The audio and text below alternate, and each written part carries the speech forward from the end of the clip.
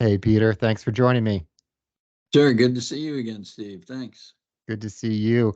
We're talking about the repurposing of shopping malls, their conversions. This is a trend we're increasingly seeing. We've separately talked about really the demise of old style traditional malls, and we're seeing many of those old malls getting converted to residential mixed use, oftentimes with local retail shops. So the retail is not completely going away.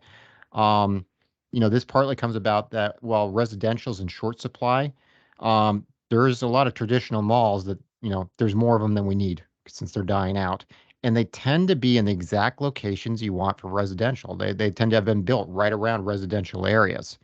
So housing is an ideal fit for this mall redevelopment. There's a JLL study that found of 135 mall redevelopment projects they looked at, over half involved housing. Um, when converting a shopping mall, 85 of the percent of these projects, though, however, do retain some retail on the site. So we're not really talking about the demise of retail, but the demise of the traditional mall and kind of a change in retail. We separately talked about kind of the form of the new shopping mall. But even among these conversions, where it's not a retail conversion, we're still seeing a retail component to this. And, that's partly so residents can shop on site, can have the convenience. And again, another thing we've kind of talked about is the demise of those anchor tenants at those traditional shopping malls. Well, what we're seeing with some of these new residential conversions is that, for instance, Macy's has created a smaller Market by Macy's store to fit into strip malls, into smaller retail locations that is curated around apparel, shoes, handbags, beauty items. Um, so, I think this is another example where it's not the death of retail, it may be the death of the traditional mall, but here's an example where we're seeing traditional malls convert to more residential, but with small retail mixed in for convenience. Another really interesting trend we're seeing in retail real estate. Some of your insights or thoughts on this trend? Well, it's right along the lines you're talking about. The ones I've read about are absolutely converting to residential, and there still remains a shortage in residential housing. So, repurposing these malls to residential makes a lot of sense. And what they're doing, I think, in terms of mixed use, in the old model, with the anchor tenant like Macy's and some of the others that you talked about.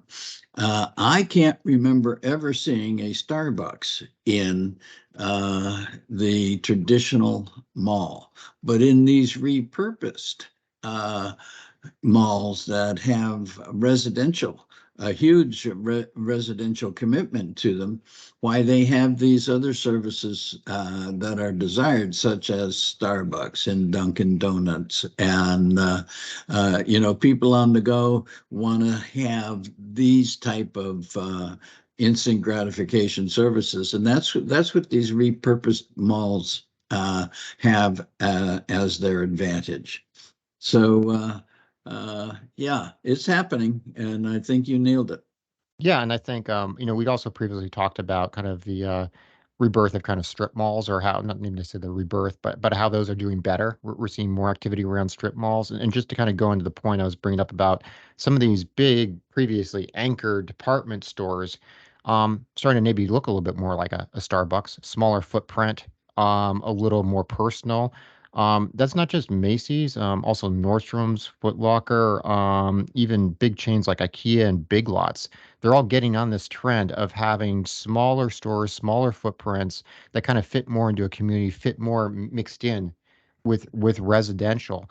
So we do seem to be seeing this trend towards convenience, towards community, towards more of an experience or a lifestyle, I would say, when it comes to retail. But the traditional mall is definitely going away, but what we're seeing replacing it um, are some really positive trends for retail. We're not seeing retail going away, but it is changing.